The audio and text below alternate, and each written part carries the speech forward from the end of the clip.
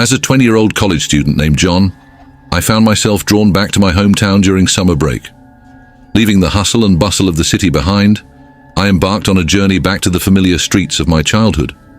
My destination, the serene village where I'd spent my younger years. Upon arriving at my grandparents' house, nestled amidst the tranquil embrace of the forest, I was greeted by the warm smiles of my relatives. My aunt, uncle, and older cousin, who at 23 was only slightly older than me, welcomed me with open arms. Together we reminisced about old times, sharing laughter and stories late into the night. As the summer sun dipped below the horizon, casting long shadows across the village, my cousin and I felt the call of the wild beckoning us. With eager anticipation, we began our preparations for the journey ahead. We gathered our supplies with meticulous care, ensuring that we were well equipped for whatever challenges the wilderness might throw our way. Torches were checked and double-checked, their beams piercing the darkness with reassuring brightness. Our backpacks were filled to the brim with provisions, dried fruits, trail mix, and bottles of water, enough to sustain us for the duration of our adventure. And then there was the gun, a solemn reminder of the dangers that lurked in the depths of the forest. With our preparations complete, we stood at the edge of the forest, the night air thick with anticipation. The distant call of nocturnal creatures echoed through the trees, a symphony of sound that seemed to beckon us further into the unknown. Armed with torches, provisions, and a healthy dose of youthful bravado, we plunged into the forest, our hearts pounding with excitement. The path ahead was shrouded in darkness, but we pressed on, guided by the light of our torches and the thrill of adventure. As we ventured deeper into the heart of the forest, the air grew thick with the scent of pine and earth. The sound of our footsteps echoed through the trees, mingling with the chorus of nocturnal creatures that surrounded us. Despite the warnings from our parents and the ominous signs along the way, we pressed forward, our determination unshaken. For in that moment, we were adventurers, explorers of the unknown, ready to embrace whatever challenges lay ahead. As we ventured deeper into the heart of the forest, the weight of our backpacks began to take its toll. With sweat beading on our brows, we paused to catch our breath, leaning against the rough bark of a nearby tree. The sounds of the forest enveloped us, a cacophony of chirping crickets and rustling leaves. A gentle drizzle began to fall from the sky, the droplets pattering softly against the leaves overhead. The air was thick with the scent of damp earth, mingling with the fresh aroma of pine. It was then that my phone rang, the shrill tone cutting through the stillness of the night. With a furrowed brow, I glanced at the caller ID, expecting to see a familiar name.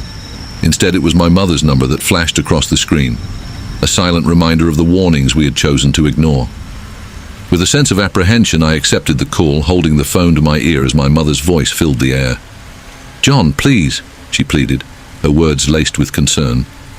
"Come back home. There's still time. It's not safe out there." For a moment, doubt crept into my mind, the weight of my mother's words bearing down on me like a heavy burden. But then, with a determined shake of my head, I brushed aside her concerns. "Don't worry, Mom," I reassured her, my voice filled with false bravado. "We'll be fine. We know what we're doing." And with that, I ended the call, casting aside my mother's warnings as if they were nothing more than a minor inconvenience.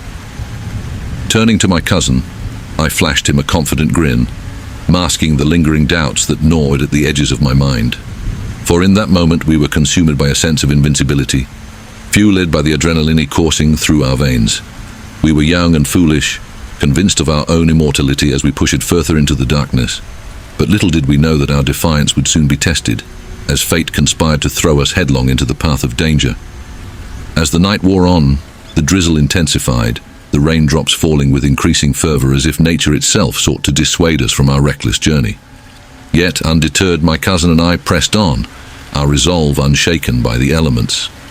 But just as we were beginning to grow weary, a figure emerged from the darkness, stumbling into our path with a look of sheer terror etched across his face.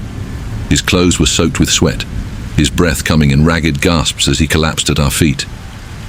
"They're coming," he gasped, his voice barely above a whisper. "They're coming. Hide fast." Instinctively, we followed his lead, our hearts pounding in our chests as we concealed ourselves in the underbrush at the side of the road. The rain poured down around us, drenching us to the bone as we huddled together in fearful silence.